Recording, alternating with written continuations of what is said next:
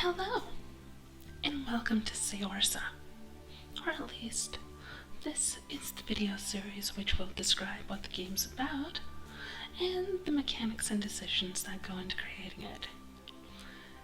This series is partially meant to generate interest in the game, and partially to give a resource for aspiring game designers to see how the thought process of design works in practice. Because, honestly, I feel it's in all devs' interest to teach the next generation of designers so they can make even more awesome stuff than came before them. So, let's get started. First and foremost, you may notice I'm using FaceRig instead of a video of myself.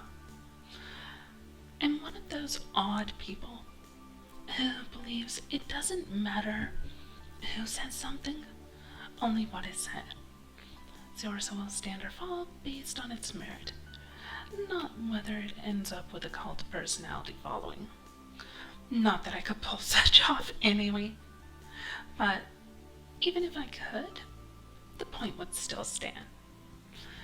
As such, I'd be perfectly content to just leave the Saorsa background up. But that gets a little monotonous. So, instead you get a cute fuzzy thing, so you at least get something to look at. As such, let's move into the real question. What is Saorsa? In short, Saorsa is a tabletop role-playing game currently under development. In the long run, well, I'm looking to plug a certain hole in the market which has developed. You see, due to the nature of game design, there are mutually exclusive goals which can't be completely catered to together. To some degree, compromise can be reached with clever design, but it's impossible to keep all the people happy all the time. So we specialize each game to a specific demographic. The mechanics of Saorsa are geared heavily towards accommodating players and GMs who are new to role-playing in general, those who desire an actually functional crafting system, and those who want more freedom not only in combat, but also in character design and role-playing options. The major concepts in most standard role-playing games are represented, though there are some key differences in how Saorsa does things. First and foremost, player skill trumps luck of the dice. Dice are there as tiebreakers or to introduce chaotic elements of play where appropriately, but won't be abusively used in every single situation, even when unwarranted. Next, combat is all about choice and specialized weapons, stances, and options. Dual-wielding daggers will feel completely different than hefting a massive battle axe with both hands. A sword will play much differently than a mace, and players will never be limited to just auto-attacking. Combat is streamlined to use as few dice as possible. As much as I adore Shadowrun, the bucket of D6 syndrome is really not something to throw at new players. Additionally, larger player choices are made easier by utilizing a combo system, where each stage of combat encourages a series of simple, effective choices to make. Since many newbie GMs and players are still getting used to the concept of positioning, and many more players these days like to play over Skype or other options which lack a board, a streamlined threat system, vaguely similar to those found in MMORPGs, has been introduced as well. This helps to keep combat organized for the most part, and gives the characters who want to draw attention to themselves the tools with which to accomplish such. Random elements are handled in other ways. When it comes to role-playing, new players especially tend to have issues setting up backstories, plot hooks, unique character designs, and dialogue. These areas, and several others, are especially focused upon in Saorsa, with mechanics designed specifically to provide a framework for players to get a feel of what options they have and where they can go, without making the decisions for them. Presenting a few key choices reduces on the white noise issue where players often drown in a sea of infinite possibility. The world of Saorsa itself is built with the express intent of being very generic fantasy in many ways. The bulk of players seek to have a fairly standard fantasy world, especially when they're just getting started, and GMs are fully capable of adding to the world on their own without too many problems. So, having something familiar and comfortable is an ideal way to start delving into role-playing. The world's unique enough to provide a basic plot hook, built right into the very premise of Saorsa itself, as a rehabilitation planet where characters are there for some failing upon their part, but open enough to allow GMs to interpret the world to their desires. The one major difference in Saorsa's premise is that it's populated primarily by races other than the standard elves, dwarves, and orcs. While these familiar faces may be comfortable for newer players, these fantasy races have been so heavily entrenched into the fantasy culture that they far too often become stereotypes. A new player seldom plays a character as much as they play an archetype. And the rules of most games encourage exactly this.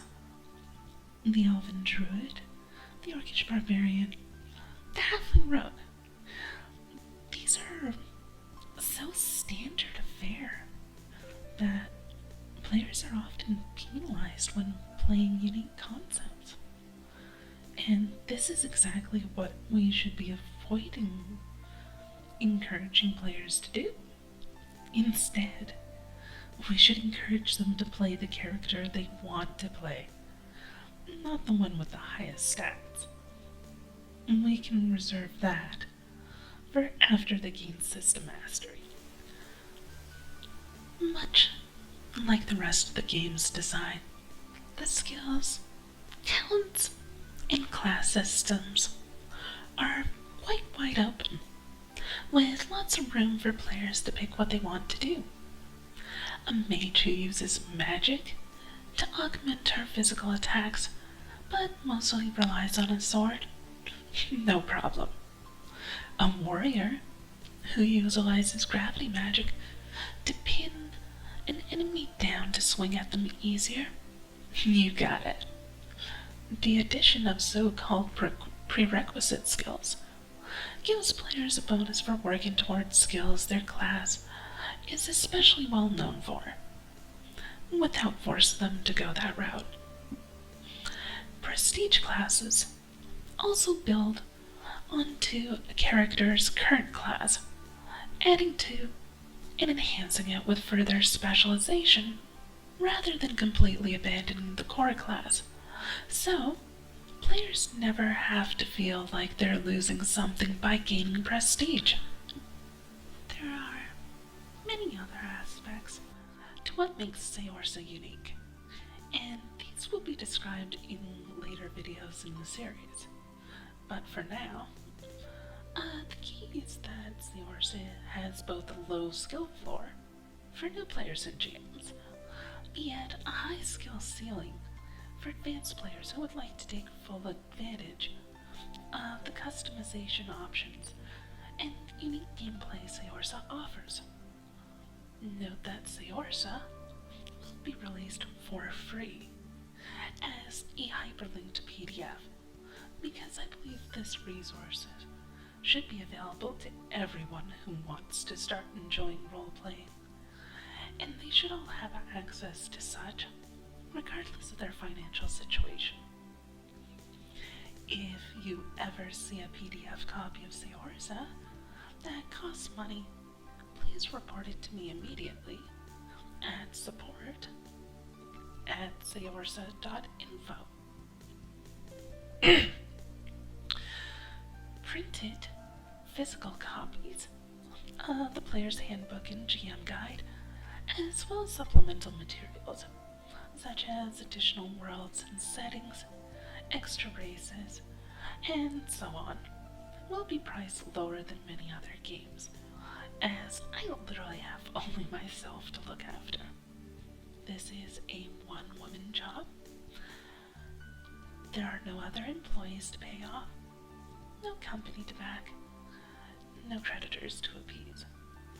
Even marginal profits will allow me to live comfortably and continue to provide additional high-quality game materials without devoting the profits to layers of bureaucracy, which I'm sure we can all appreciate. There will not be a Kickstarter or other early access campaign, period. These require far too much time and effort to be devoted to create bonuses rather than devoting that time and effort to the actual game itself. I'm simply not willing to sacrifice the quality of the game to pay for the game. So, if you want to support Saorsa, then please do so because you want this resource to be the highest quality it can be, rather than because you get extra stuff other than the game. This is not a good business model, I'm aware, but this is what the gamers out there deserve. A top-tier quality game for free. If you would like to donate your artistic skills or finances to Saorsa, you will be able to do so in the next few months. Any financial donations will go 100% directly into things like purchasing additional artwork commissions for the books, playtesting, multiple language translations, maintaining the website, and so on. I personally will receive literally zero pay until the game is released, likely around Christmas. For any further questions, please visit saorsa.info. Ask me a question on Twitter or Facebook, or visit the Ask Me Anything post in the /Saorsa subreddit. When more videos are released, there probably will be by the time you watch this, you can also check those out for discussions about specific mechanics being introduced, and the reasoning behind why they're being added in the first place. Anyway, links are in the low bar. Subscribe, like, share, all that jazz. You know the drill. Yeah, it's dumb. I know. I won't be bothering to say this again in later videos. So, yay. Anyway, thanks for watching, and look forward to more videos and content from Saorsa in the near future.